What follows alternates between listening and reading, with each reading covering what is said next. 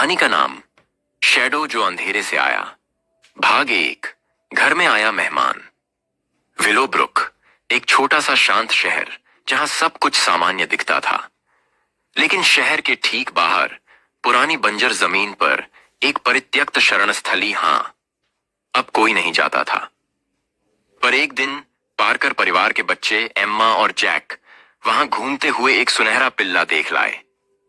पिल्ला दिखने में मासूम था, उसकी आंखें बड़ी थीं, लेकिन उनमें अजीब गहराई थी, जैसे कोई उसे अंदर से देख रहा हो। मां ने तुरंत पूछा, कहां से लाए इसे? शरण स्थली से, मगर सब बंद था। पप्पी बस हमें देखने लगा और हमारे पीछे पीछे चल पड़ा, जैक ने जवाब दिया। बड़ी बहस के बाद उन्होंने उस पप्पी को अपना लिया और नाम रखा शैडो। लेकिन उसी रात के 2:13 पर सीढ़ियों से कुछ खटखट की आवाज आई। मिसेस पार्कर उठी और देखा शैडो अंधेरे में बैठा था, ऊपर की ओर देखता हुआ जहां कुछ नहीं था। पर उसकी पूंछ हिल नहीं रही थी। उसका शरीर सीधा और जड़ था, जैसे वह किसी अनदेखी चीज से संवाद कर रहा हो। फिर अचानक स्नैप पालतू तोते सनी की चीख सुनाई दी। सुबह तक सनी मर चुका था, डॉक्टर ने कहा। तोता डर से मरा है, जैसे किसी ने उसकी आत्मा को झकझोर दिया हो। अगले दिन सीसीटीवी कैमरे खंगाले गए।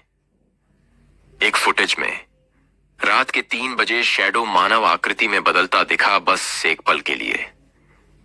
फिर वो धीरे से जैक के कमरे की ओर बढ़ा और गायब हो गया। लेकिन जैक अब तक जिंदा था, उल्टा वह हर दिन शैडो के और करीब होता जा रहा था। वो कहता, शैडो मुझसे बातें करता है। वो कहता है, मैं चुना गया हूं। मिसेस पार्कर घबराई हुई पुराने शरण स्थली के इतिहास की खोज करने लगी। एक अखबार की पुरानी रिपोर्ट मिली। 1987 विलोब्रुक शेल्टर में सभी जानवर मृत पाए गए। एक पालतू कुत्ते को जिंदा जलाए जाने की अफवाहें। वहां की एक बुजुर्ग महिला कहती थी, वो जानवर अब इंसानों की आत्मा में समा गया है। वह अब किसी परिवार की तलाश में है। अंत इस भाग का, शैडो अब हर रात किसी न किसी को सपने में दिखने लगा। एक सपना जो सबने एक साथ देखा। शैडो एक आदमी में बदल रहा था। उसके मुंह से आवाज आई, अब मैं अकेला नहीं हूं, अब ये घर मेरा है।